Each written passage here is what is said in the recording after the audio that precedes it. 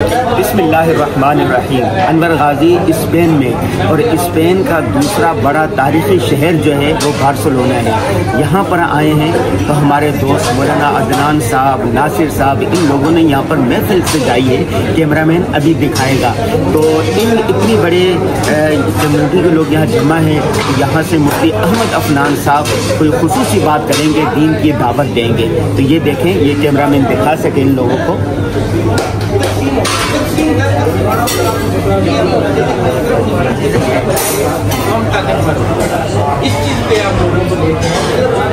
जी, बच्चे को रोज कहते हैं बच्चों हम थकते नहीं हैं। इसी तरह इससे सबसे ज़्यादा मजबूत ताल्लुक़ हमारा जो है वो अल्लाह के साथ है, और वो that is the core objective जिसके लिए हम दुनिया में आए हैं।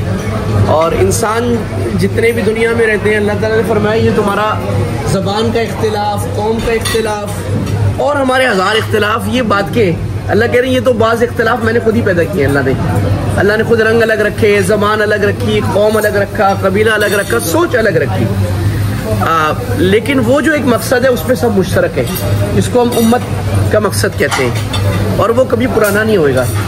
तो जो जितना बड़ा मकसद होता है ना, आदमी उसको उतना ज़्यादा याद रखता है।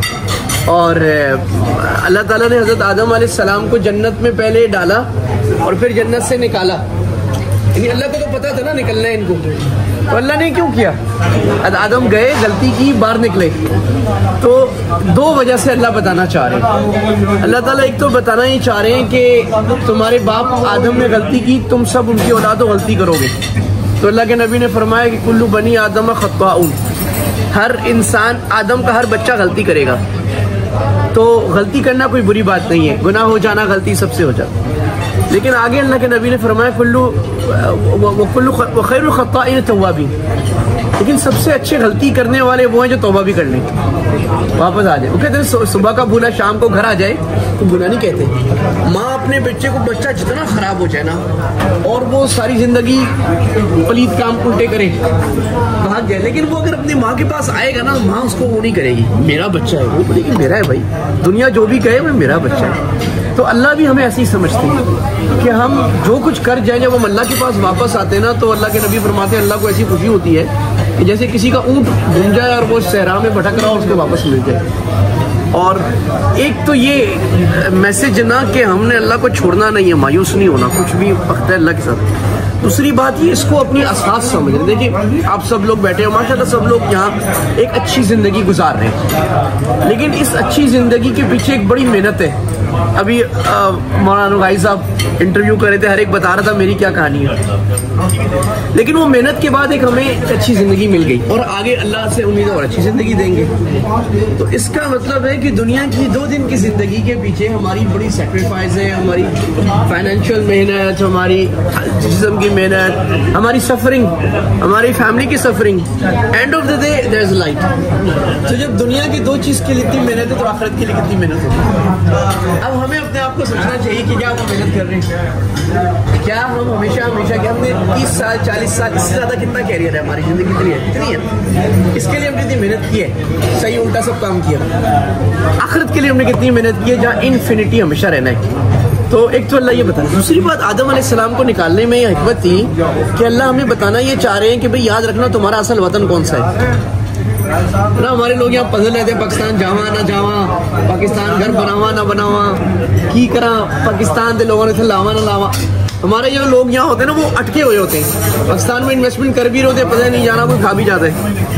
लेकिन अल्लाह ही बता रहे हैं कि पाकिस्तान भी है, तुम्हारे स्पेन भी है, बार्सिलोना में बैठे हो यहाँ पर, लेकिन असल वतन जिससे तुम्हारे बाप निकले तो उसको नहीं भूलना, उसको हम सब भूल जाते हैं। और ये इंसान की फितरत है, जो चीज़ ना दो उसको भूल जाते हैं। तो इसको हमने कायम रखना है। अब इसके लिए ज़रूरी है कि हम इसके लिए कुछ सिस्टम बनाएं। अगर आपसे मैं पूछूं कि भाईजान रोटी के लिए खानी है, आप बोलो अल्लाह खिलाएगा, मतलब कोई सिस्टम, कोई टैक्सी चलाओ, कोई बिल्डिंग बनाओ, कोई लाइसेंस लो, कोई परमिट, कुछ तो करो। अब अगर किसी को कोई कहे यार आप जन्नत में कैसे जाओगे, तो बोले अल्लाह ले जाएगा, इसमें हम मान जाते हैं। ये कैसे ठीक होगा? जब मैंने 2 दिन का खाना मुझे मेहनत के बगैर नहीं मिलता तो जन्नत कैसे मिलेगी? तो इसका मतलब है अगर मैं सिस्टम बना रहा हूँ, मैं मस्जिद जा रहा हूँ, मैं अपने बच्चों को मदरसा पढ़ा रहा हूँ, मैं हराम से बच रहा हूँ, मैं अच्छे लोगों में बैठ रहा हूँ, मैं दूसरों को दीन बताने की फिक्र कर रहा हूँ, अब मुझे बोलने की ज़रूरत नहीं है कि मैं जन्नत में जाऊँगा या मैं जन्नत में जाना चाहता हूँ। तो सब लोग बोलेंगे हाँ यार ये लगता है कि ये आदमी मेहनत कर रहा है, इसका हदफ जन्नत है। ये मेहनत हमारी ज़िंदगी में आ जाए। अब ये मेहनत जो है ज़ाहिर है इसके सिस्टम्स है, ऐसा नहीं हो सकता घर में बैठ के घर में नमाज पढ़ के हो जाए। अगर साहबा सारे घर में बैठे रहते आज हम यहाँ मुसलमान बैठे होते। मदीना में कोई नहीं बैठा, हजरत उमर ने ज़बरदस्ती सबको बाहर निकाला।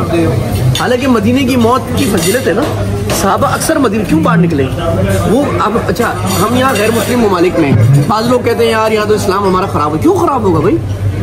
हम अज़म से बैठे नहीं, हम यहाँ मेहनत करेंगे। तारिक बिन ज़ियाद आए थे यहाँ पर, अकेले आए थे, 1001 लोग लेकर आए थे, पूरा उन्होंने आश्कारा कर दिया। और जब हम अपना वो मकसद भूले अयाशी में लगे, अल्लाह ताला किसी और को ले उन्होंने उठा के बाहर फेंका। हम उनका जुल्म याद करते हैं, अपनी गलती याद करते हैं, हमारी गलती क्या थी। आज हम इसी अज़म से बैठे नहीं। अच्छा जब आदमी प्रोएक्टिव होते हैं ना उसको ख़राब नहीं कर सकता, जब वो डिफेंसिव होते तो ख़राब होते हैं। जब मैं इस पर बैठूंगा नहीं भाई ये मेरा वतन है अब, और इस वतन में मैंने अपने कल्चर अपने दीन को जिंदा करना है, तो अल्लाह ताला मेरी मदद करेगा। तो इसके लिए अब आप लोग इस पर मेहनत करें, उलमा के साथ मिलें। असल चीज़ जो सेंटर पॉइंट है ना मुसलमानों की मेहनत का, वो मस्जिद है। मस्जिद को आबाद करें, बहुत टाइम दें। ये इसको आप समझें आपकी लाइफ लाइन है। अगर मस्जिद को आपकी शहर कर दें, मस्जिद को टाइम दें, मस्जिद के अंदर सिस्टम बनाएं, अपने बच्चों को मस्जिद में लाएं, मस्जिद में तालीम हासिल करें, खुद भी कुछ बेसिक कुरान हदीस पढ़ें, दीन को समझें, अपनी औरतों को लाएं और लोगों को लाएं, प्रोएक्टिव हों। तो इसके अलावा कम्युनिटी बिल्डिंग करें। डिफरेंट अंदाज है, गुरु से सीखें। हम इनसे उल्टे काम सीखते, सीधे नहीं सीखते। इनके अंदर बहुत खैर है, तो इन्होंने हमें खैर दी ना, अपने मुल्क में जगह दी सबको। हम इनकी खैर की सोचें, हम इनको जन्नत की जगह का सोचें, और हम इस काबिल बनेंगे नहीं, हम इनको भी समझाएंगे कि यार असल चीज़ है। तो ये इंशाल्लाह करते रहेंगे, फिर अपनी ऑर्गेनाइजेशन तंजीमें सारा वो कर दें, और इंशाल्लाह इसका बहुत फ़ायदा होगा। तो इस नज़र से कायम रखें, उलमा को बुलाएं, लीडर्स को बुलाएं, इन्फ्लुएंशियल लोगों को बुलाएं, और इस जगह आप लोग यहाँ के थंब बन जाएं। और है माशाल्लाह, अल्लाह अमल की तौफीक अता फरमाए।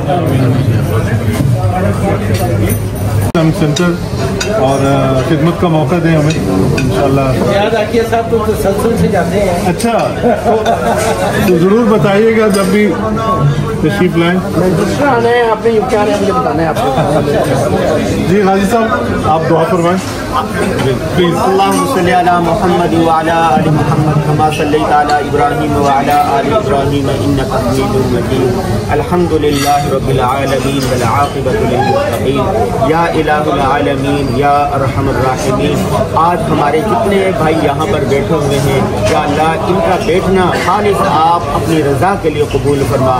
इतनी दूर से आए, पाकिस्तान से आए, कोई क्या काम कर रहा है, कोई क्या काम कर रहा है, लेकिन ये सारे दीन की मोहब्बत में, इस्लाम होने की वजह से सारे एक दूसरे के भाई बन के यहाँ बैठे।